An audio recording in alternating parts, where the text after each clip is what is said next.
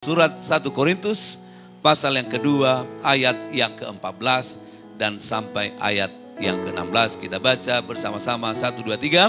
Tetapi manusia duniawi tidak menerima apa yang berasal dari Roh Allah, karena hal itu baginya adalah suatu kebodohan dan ia tidak dapat memahami, sebab hal itu hanya dapat dinilai secara rohani. Tetapi manusia rohani menilai segala sesuatu, tetapi ia sendiri tidak dinilai oleh orang lain. Sebab siapa yang mengetahui pikiran Tuhan sehingga ia dapat menasihati dia. Tetapi kami memiliki pikiran Kristus. Katakan haleluya, amin. Puji Tuhan. Silakan duduk saudara-saudara yang saya kasihi di dalam Kristus Yesus. Saudaraku yang dikasihi Tuhan, dan saudara mungkin melihat ada banyak orang tidak bisa menerima atau tidak mengalami banyak terobosan-terobosan. Saudaraku yang dikasihi Tuhan, bahkan tidak bisa menerima apa yang Tuhan sudah persiapkan bagi dia. Tidak bisa menerima apa yang Tuhan sudah persiapkan bagi dia. Karena tidak memahami kebenaran firman Tuhan, tidak mengenal dia, yaitu Tuhan kita, Yesus Kristus. Bahkan mereka menyembah Allah lain yang bukan sebenarnya Allah. Mengikuti jalan yang salah, jalan yang lebar, jalan yang menyimpang dari kehendak Allah. Dan firman Tuhan katakan manusia duniawi tidak dapat menerima apa yang berasal dari Roh Allah. Manusia duniawi adalah manusia atau orang-orang yang hidup dipimpin oleh daging. Ya. Keinginan daging. Dalam Galatia pasal yang kelima ayat 19 sampai 21. Hidup dalam percabulan. Manusia yang hidup dalam kecemaran. Hidup dalam hawa nafsu. Hidup dalam perselisihan. Penyembahan berhala, egoisme. Percideraan, roh pemecah, kedengkian, pesta pora dan sebagainya. Terhadap semua itu, firman Tuhan katakan tidak mendapat bagian dalam kerajaan Allah. Dan saudara bisa lihat Alkitab saudara dalam Galatia pasal yang kelima ayat yang ke-19 sampai 21. Dan juga bisa lihat dalam Kolose pasal yang kelima ayat, Kolose pasal yang ketiga ayat 5 sampai 10. Percabulan, kenajisan, hawa nafsu, keserakahan, marah, geram, fitnah, dan kata-kata kotor, dusta, bohong. Ya. Dalam Injil Markus pasal yang ke-7 ayat 21 sampai 22. Manusia duniawi yang memiliki pikiran yang jahat. Dalam kesombongan, hujat, kebebalan, pencurian, pembunuhan, perzinahan, kelicikan yang membuat najis.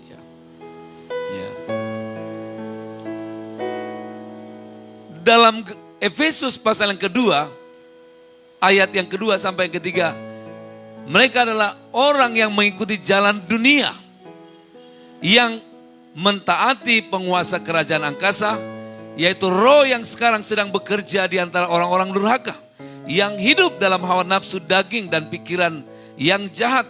Dalam 1 Korintus pasal yang ke-6 ayat 9 sampai 11, orang berzina, orang yang hidup dalam perzinahan, banci, pemburit, pencuri, kikir, pemabuk, penipu, tidak akan mendapat bagian dalam kerajaan Allah. Dalam surat Roma pasal yang pertama ayat 28 sampai 31, mereka adalah orang yang tidak mengakui Allah, melakukan apa yang tidak pantas, rupa-rupa kelaliman, kejahatan, keserakahan, kebusukan, penuh dengan dengki, pengumpat, pemfitnah, pembenci Allah, kurang ajar, congkak dan sombong, pandai dalam kejahatan, tidak taat kepada orang tua, tidak setia, tidak berakal, tidak penyayang, dan tidak mengenal belas kasihan.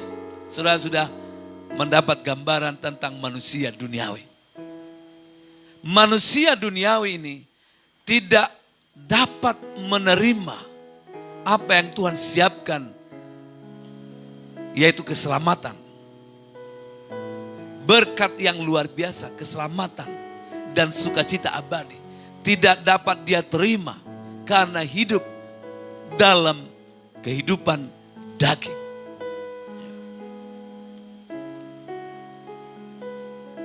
Dan ini merupakan suatu koreksi bagi kita. Menjadi satu evaluasi dalam hidup kita. Di akhir tahun 2021 ini. Dan ini menjadi satu perenungan koreksi evaluasi bagi kita.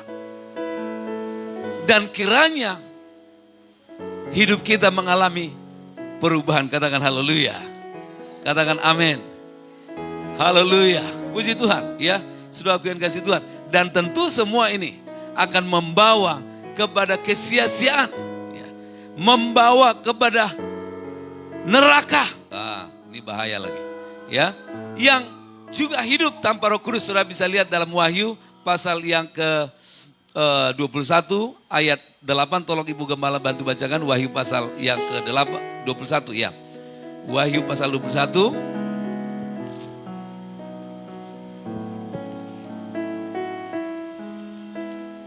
Kitab Wahyu pasal 21 ayat yang ke-8.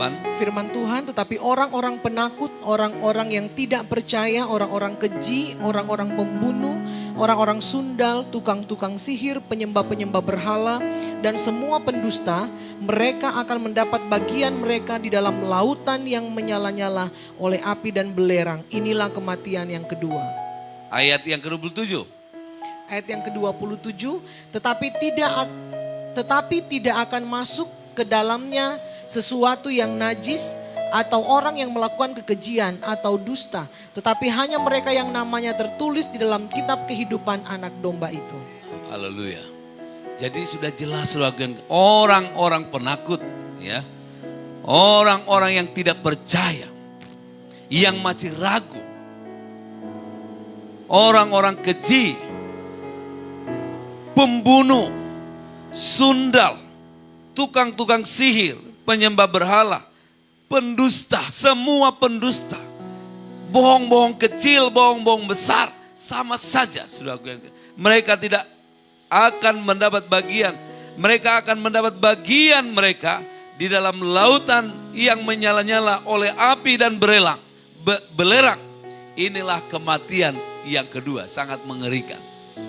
Kenapa hamba-hamba Tuhan harus berani, harus gencar untuk menyampaikan firman Tuhan dan menyampaikan pesan-pesan Tuhan, apa yang menjadi kehendak Tuhan, apa yang menjadi isi hati Tuhan, apa yang menjadi berita kebenaran firman Tuhan, berita pertobatan, berita keselamatan harus disampaikan supaya saudara dan saya tercatat namanya dalam kitab kehidupan. Katakan haleluya.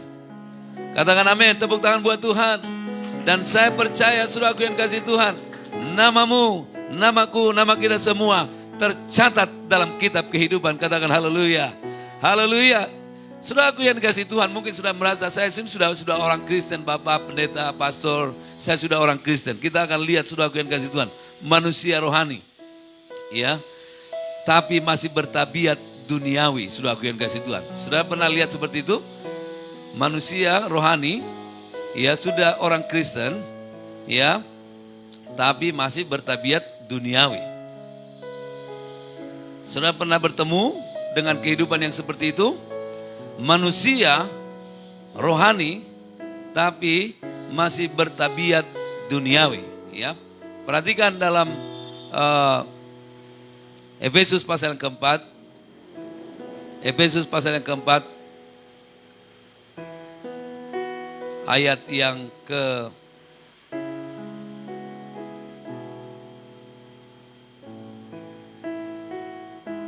11 dan saya akan bacakan sampai ayat yang ke-15 ya. Dan ialah yang memberikan baik rasul-rasul maupun nabi-nabi, baik pemberita-pemberita Injil maupun gembala-gembala dan pengajar-pengajar. Ini 5 jawatan ya, 5 jawatan. 5 jawatan itu ada untuk menyampaikan firman Tuhan, untuk mengajar firman Tuhan, untuk membawa orang kepada pertobatan. Perhatikan. Untuk memperlengkapi orang-orang kudus ayat 12. Untuk memperlengkapi orang-orang kudus bagi pekerjaan pelayanan. Bagi pembangunan tubuh Kristus. Ya, tubuh Kristus. Ya. Sampai kita semua telah mencapai kesatuan iman dan pengetahuan yang benar tentang anak Allah, tentang Yesus Kristus. Kedewasaan penuh dan tingkat pertumbuhan yang sesuai dengan kepenuhan Kristus Sehingga kita bukan lagi anak-anak yang diombang-ambingkan oleh rupa-rupa angin pengajaran, oleh permainan palsu manusia dalam kelicikan mereka yang menyesatkan. Ya, ini juga saudaraku yang kasih Tuhan yang menjadi suatu perenungan bagi kita, manusia rohani yang masih bertabiat duniawi, yang mudah diombang-ambingkan, saudaraku yang kasih, mudah dipengaruhi, mudah terseret oleh pengajaran yang tidak benar karena tidak punya pengetahuan yang benar, saudaraku. Orang Kristen yang percaya kepada Yesus dan telah mengalami kelahiran baru tapi tidak mengalami pertumbuhan, tidak bertumbuh, tidak berakar, tidak berbuah dan tidak dewasa. Pulang dari gereja bisa langsung minum, diajak temannya, John, kamu lagi ngapain? Wah, ini baru pulang gereja. Oke. Kamu pulang ganti baju. Ini di sini ada acara ulang tahun. Si Joko ada ulang tahun. Dan Joko sudah menyiapkan makanan yang banyak. Ada BPK, ada RW. Semua ada di situ. Termasuk arak, vodka, cap tikus. Ya. Kalau di Manado itu cap tikus. Ya. Dan di hari ulang tahun itu,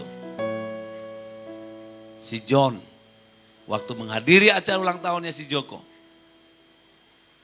padahal baru pulang dari gereja, tidak salah menghadiri acara ulang tahun. Tapi yang salah adalah ketika dia mabuk-mabukan di situ, minum cap tikus. Tidak salah makan RW, tidak salah makan BPK, rica-rica, tapi ketika ada pesta, dansa-dansa yang disertai dengan mabuk-mabukan, saudaraku yang kasih Tuhan. Sehingga si John pulang mabuk dan jatuh di got. Ya. Ketika dia ditegur, hey John, kenapa kamu ada di situ? Ini bukan nganape got. Ya. Ini bukan kamu punya got. Banyak orang Kristen. Banyak orang sudah orang Kristen tapi masih bertabiat duniawi. Ini yang disebut sarkikos dalam bahasa rohani. Mereka masih kanak-kanak, masih muda tersinggung. Minggu ini khotbah begitu keras, membuat dia tersinggung. Lalu minggu depan dia tidak mau lagi datang beribadah kepada Tuhan. Dia tidak mau lagi menyapa Bapak Gembala. Dia tidak mau lagi menyapa Ibu Gembala. Gampang tersinggung, gampang sakit hati, tidak dewasa, tidak bertumbuh. Saudaraku yang kasih Tuhan. Dan dua hal ini, saudaraku yang kasih Tuhan, perlu kita renungkan.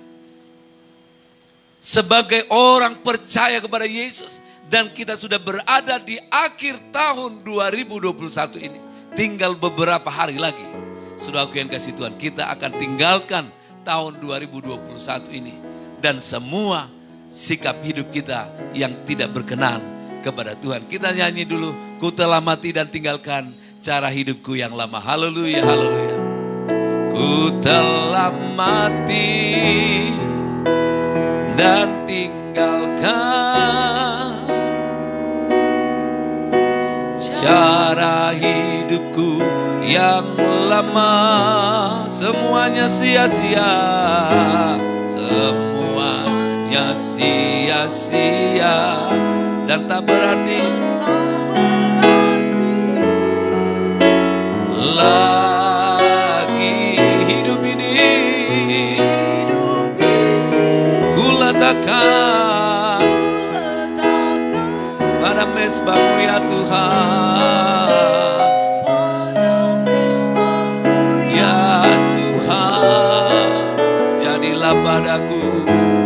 Jadilah padaku seperti yang kau ingini. Ku telah mati dan tinggalkan, haleluya. telah mati dan tinggalkan cara hidupku yang lama. Ku yang lama semuanya sia-sia. Sia-sia dan tak berarti lagi hidup ini. Ku letakkan pada mezbamu ya Tuhan. Tuhan, jadilah padaku, jadilah padaku seperti yang Kau. Taruh tanganmu di dada seperti di hatimu. Katakan, ku telah mati dan tinggalkan.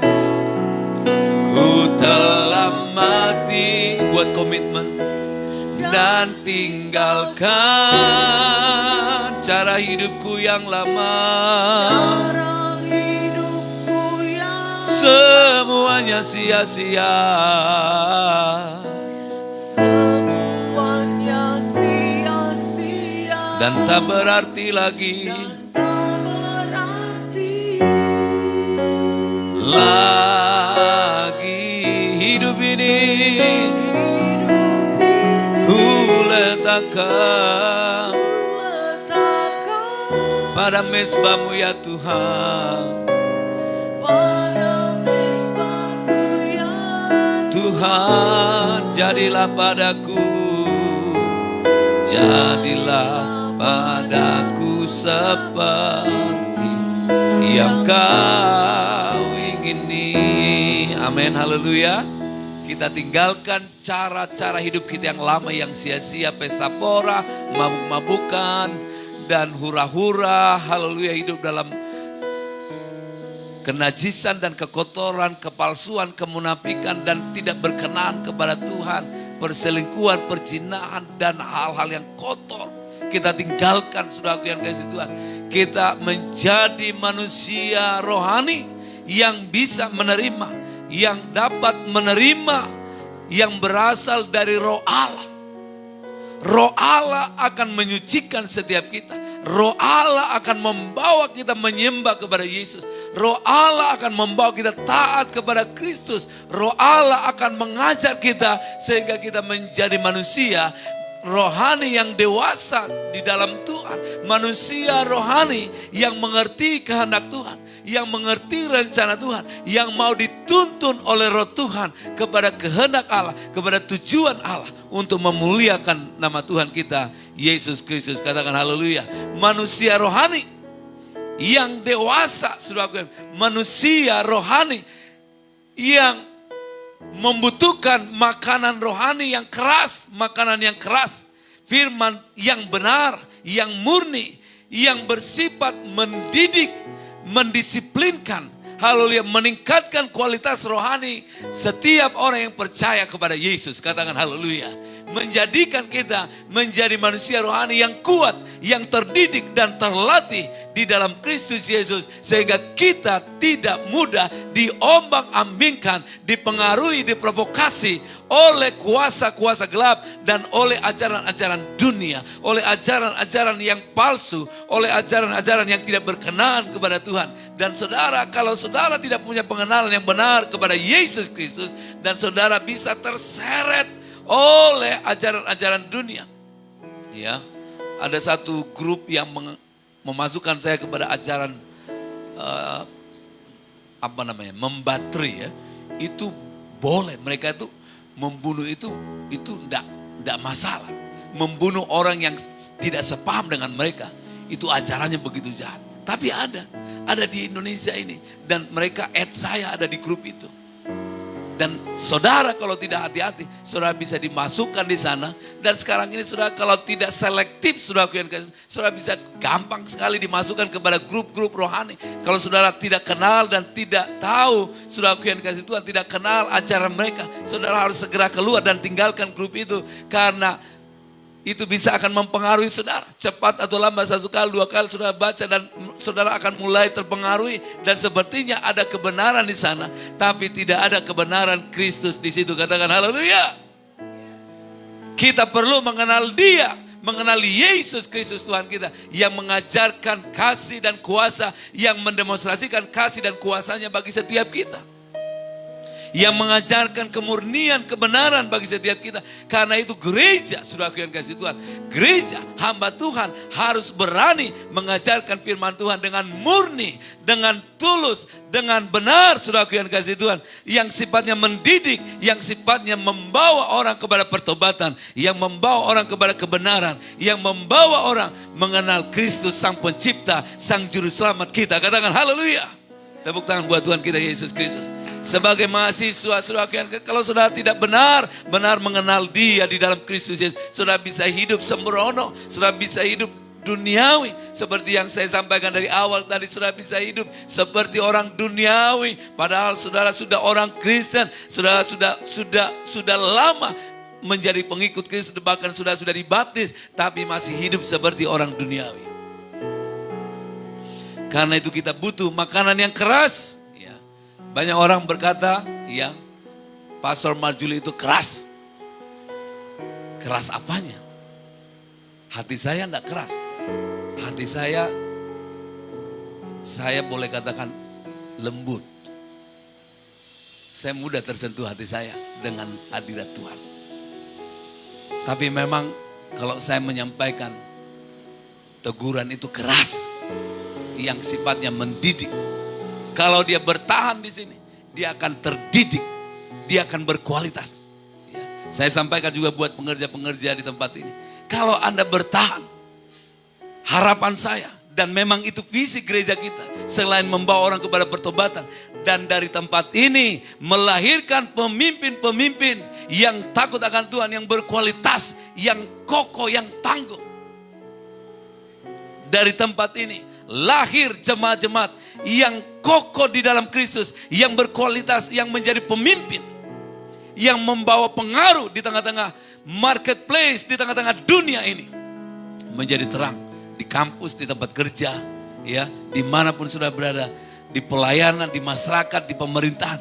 Di situ saudara menjadi pengaruh yang baik, yang menerangi, yang memberikan rasa sedap, rasa enak, nyaman dan damai sejahtera, dan membawa berkat Tuhan. Saudaraku yang dikasihi, dimanapun kita berada, katakan haleluya.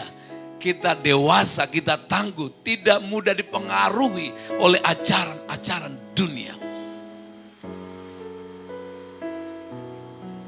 Saudara, kemarin ada satu telepon, ya, masuk kepada saya, dan dia tahu saya pastor.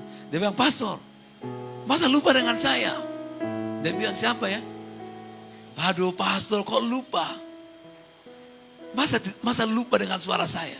Saya bilang, coba tebak. Dia bilang, "Coba tebak." Saya tebak-tebak saja, padahal ini tebak-tebak salah. Iya, saya tebak pura-pura saja. Oh ini Pak Pastor Ayuludin.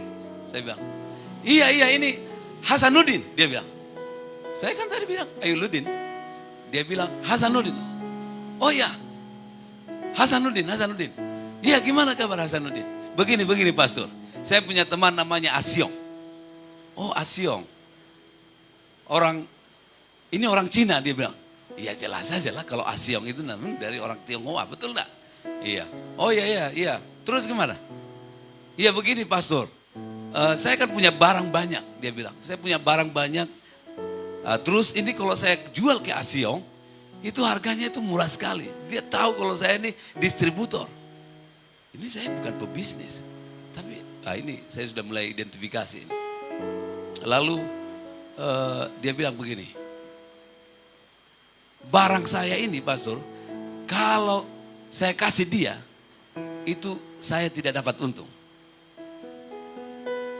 Lalu dia bilang, "Pastor, saya akan kasih tahu bahwa pastorlah pemilik barang itu. Dan terserah pastor mau naikin berapa persen lagi. Dan pastor jual ke dia. Ya, supaya pastor dapat untung lagi. dan kita itu nanti kita bagi, dia bilang gitu. Jadi saya disuruh mengaku bahwa itu adalah barang saya. Oke? Saudara mengerti ya sampai sini. Si yang mengaku si Hasanuddin ini meminta saya untuk mengakui barang itu, ya, lalu saya jual kepada Asyong. Terus saya bilang begini, Hasanuddin. Oh, terus dia tanya saya. Dia bilang, "Pastor lagi ngapain?" Saya bilang, lagi di gereja. "Oh, lagi di mana?" Dia lagi di gereja. Lagi ngapain? Lagi lihat ini anak-anak lagi ada di sini lagi dekorasi. Memang lagi dekorasi. Saya bilang, "Hasanuddin, kamu suka makan babi kah?" Wah, dia bilang, "Saya ini alihkan pembicaraan. Suka makan babi kah?" Kalau saudara telepon gelap gitu tanya, "Suka makan babi kah?" Dan berdoa juga dalam nama Yesus. Dia bilang itu membuat saya alergi. Oh, gitu ya. Terus coba tanya, Asyong itu makan babi tidak? Sudah pasti dia makan babi. Saya bilang begitu. Ini ceritanya udah sedikit ngelantur ke sana sini. Karena saya mau digiring sama dia untuk menjadi pemilik barang. Dan saya bilang, "Hasanuddin, kamu tahu tidak? Saya ini pendeta. Terus kamu ajarin saya berbohong. Mengakui barang ini, ya, dan barang ini bukan barang saya dan kamu suruh saya untuk up lagi. Bukan barang saya dan kamu suruh saya berbohong. Menurut kamu benar tidak? Saya ini kerjaannya ngurusin para penipu-penipu, para pembunuh, para perampok, narkoba di penjara. Saya dari tahun 2009 udah ngurusi orang penipu penjara di penjara-penjara. Hasanuddin," saya bilang, "kalau kamu ajarin saya seperti ini, kamu ini bahaya." Dan lalu dia bilang, "Aduh, minta maaf. Saudara, ini kenapa saya cerita ini? Supaya saudara juga hati-hati menerima telepon. Ya. Yang mengaku-ngaku kenal dengan saudara. Hati-hati dengan penipu-penipu yang mengaku-ngaku teman dengan saudara. Kalau tidak kenal, jangan coba-coba. Ya. Jangan coba-coba. Saya kemarin ada nomor rekening masuk, dia bilang, "Tolong kirim ke sini." Ya, walaupun handphone itu handphone dari Sam. Saya ini bukan curiga, tapi saya mau ngajarin saudara supaya saudara benar. Ketika saudara kasih Tuhan, ada contoh dari WA-nya Ibu Sitompul, katakan seperti itu, ada WA, "Tolong transferkan 1 juta ke saya saat ini juga." Saya harus konfirmasi telepon enggak? Ini benar enggak Ibu Sitompul? Karena atas nama katakanlah Joko. Ya, atas nama Joko, saya harus telepon. "Ibu Sitompul, ini benar?" "Oh ya, ini Pak Gembala, ini Pak Gembala." Saya harus cek suaranya betul tidak. Ya, bila perlu saya PC. Supaya benar-benar jelas. Karena banyak penipu-penipu di akhir zaman ini. Ya, harus hati-hati. Kalau saudara nggak kuat rohnya. Saudara nggak punya kekuatan Roh Kudus. Karena ini saudaraku yang kasih Tuhan. Ini adalah kekuatan Allah. Ya, kekuatan Allah. Kalau saudara baca, ini adalah kekuatan Allah. Hikmat Allah itulah kekuatan Allah. Roh Kudus itu adalah kekuatan Allah bagi kita. Untuk melawan, untuk mengidentifikasi setiap pekerjaan-pekerjaan dari kuasa gelap, para penyesat. Kita harus konfirmasi. Kalau ini dari Tuhan, kita terima dengan penuh syukur. Kalau ini bukan dari Tuhan, tidak sesuai dengan kebenaran firman Tuhan. Ajaran ini tidak sesuai dengan kebenaran. Kita tolak dalam nama Yesus. Katakan haleluya. Kenapa ada cerita tadi itu? Kemarin saya suruh Sam untuk beli peralatan listrik ini. Lalu Ibu Gembala sudah kasih uang 300.000 sama dia. Mana dia? Mana Samnya? Enggak ada. Oh, iya. Saudara sudah dikasih uang 300.000, lalu kurang biayanya, kurang 311 karena belanjanya 611.000. Lalu dia kirim nomor rekening dari pemilik toko itu, ya, dari handphonenya Sam. Ya. Saya telepon, "Sam, ini benar?" atas nama Kurniawan, butuh 311. Sam, ini benar Sam, karena bisa saja handphonenya terjatuh lalu dia gunakan orang. Ya, karena itu ini kenapa saya ajarin saudara supaya saudara juga harus hati-hati. Ya, dan saya kenal suaranya dan saya tahu itu dia, dan akhirnya saya transfer kepada pemilik toko 311.000. Kita harus hati-hati. Banyak penipu-penipu yang mengaku-ngaku. Setan-setan itu bisa mengaku itu teman dengan saudara. Kalau dia roh jahat, tolak dalam nama Yesus. Saya pernah mendoakan seorang ibu dari Surabaya, saudaraku yang kasih Tuhan. Iya, sepertinya dia berbahasa roh. Dia berbahasa roh. Karena itu semua pun harus diuji. Termasuk bahasa roh itu harus diuji. Apakah ini dari roh Tuhan? Disitulah gereja Tuhan, hamba-hamba Tuhan, anak-anak Tuhan harus memiliki kepekaan. Ini roh Tuhan tidak. Ini dari Tuhan tidak. Ini pekerjaan Roh Kudus atau tidak. Dan dia saat saya doakan dia berbahasa roh. Tapi saya katakan demikian. Setiap roh-roh yang bukan dari Tuhan, setiap makanan, minuman atau apapun yang pernah dia minum, dia makan, aku perintahkan keluar. Keluar dalam nama Yesus. Keluar dalam nama Yesus. Itu saksinya ada Kristin. Karena itu video call. Ya. Kenapa saya minta saksi? Karena ini ibu-ibu dan saya minta satu pengerja untuk mendampingi. Demi nama Yesus, keluar. Dia ejek-ejek saya. Dia kasih keluar lidahnya. Ya, dia ejek-ejek. Dia ejek saya. Dan dia bilang enggak. Keluar dalam nama Yesus, keluar. Saya usir. Dia bilang enggak. Dia lawan, gitu, dia jelek-jelekin saya, gitu. Gitu. Betul ya, Kristin? Ada videonya, nanti saudara kalau mau minta mungkin masih ada di Kristin. Saudara, saya bilang, kenapa gak mau keluar? Saya sudah 15 tahun tinggal di dalam dia. Saya mencintai dia. Loh, ini bukan Roh Kudus. Ini roh jahat. Kira-kira kalau ada Roh Kudus dalam hidup saudara, saudara ngejek-ngejek pendeta enggak? Coba cek dulu. Kalau saudara ada Roh Kudus dalam hidup saudara, saudara ngejek-ngejek pendeta enggak? Jelek-jelekin pendeta enggak? Kasih gitu. Saudara kira-kira begitu enggak sama pendeta? Sama gembala saudara? Kalau ada Roh Kudus dalam hidup saudara.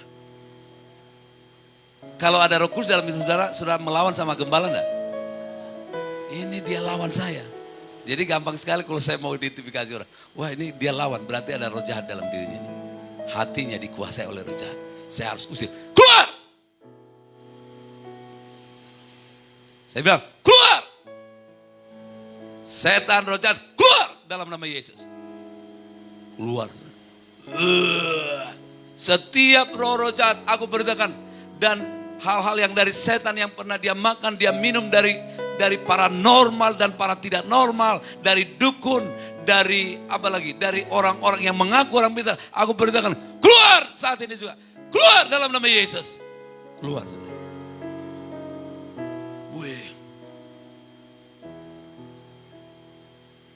Lalu itu kurang lebih berjalan sampai 8-9 menit. Ya durasinya karena direkam sama Kristen. Puji Tuhan, sekarang ya sudah sembuh. Ya.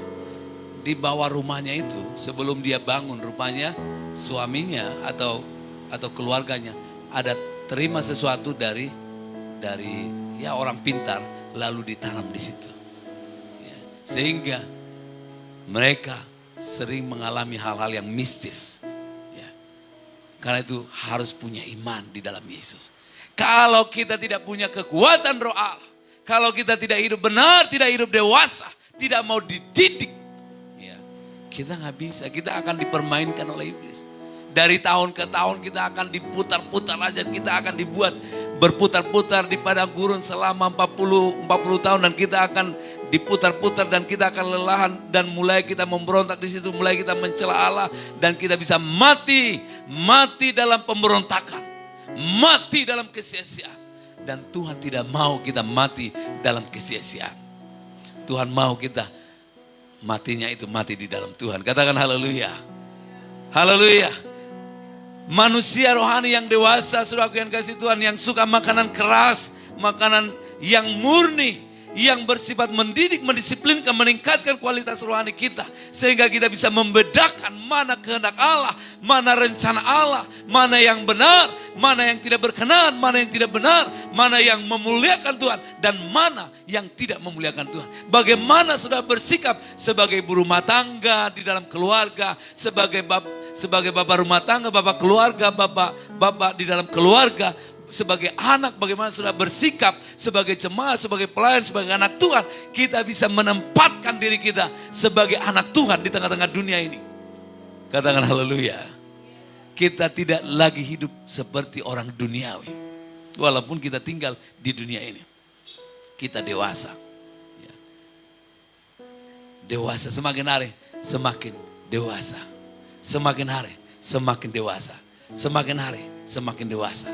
Semakin hari bertumbuh, berakar dan berbuah dan dewasa. Katakan haleluya. Kalau saudara waktu kecil ngambak, ya kan? Kalau kebutuhan saudara tidak, waktu saudara minta Barbie, mungkin waktu kecil minta Barbie ya, minta Barbie, terus nggak dipenuhi, saudara ngumpet di bawah tempat tidur, ya nangis mau kabur dari rumah, ya kan? Terus ada anak-anak terus minta mobil, nggak dipenuhi permintaannya, mobil balap-balap begitu, lalu dia nangis, dia sembunyi dan lain-lain sebagainya. Ya, dan anak-anak remaja kalau tidak diikuti kemauannya, dia akhirnya kabur dari rumah, bikin sensasi dan lain-lain. Itu kanak-kanak. Tapi saudara harus dewasa di dalam Tuhan. Katakan haleluya. Katakan haleluya. Orang yang dewasa di dalam Tuhan, saudara, dia mengutamakan Tuhan. Katakan haleluya. Tepuk tangan buat Tuhan kita Yesus Kristus. Haleluya.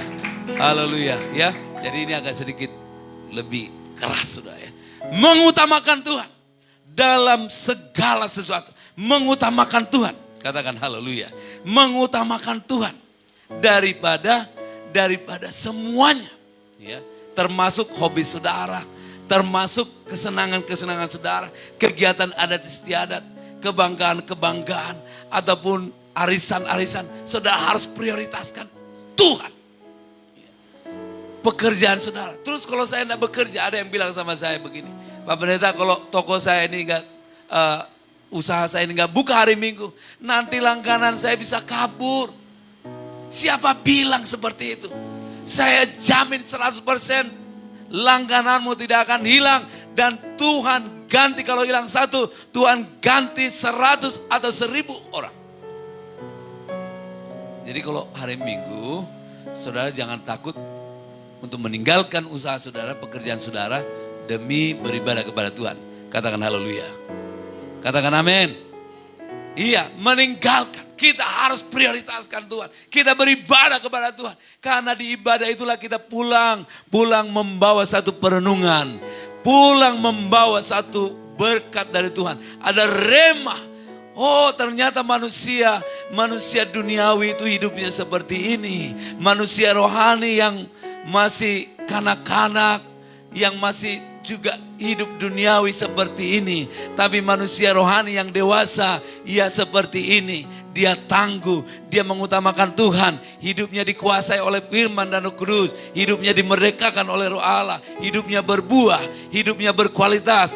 Dia mengerti bahwa dia ada di sini. Di setiap tempat dia ditempatkan. Haleluya, di situ dia untuk melayani Tuhan. Karena kita dipanggil, kita diselamatkan untuk melayani Tuhan. Katakan haleluya.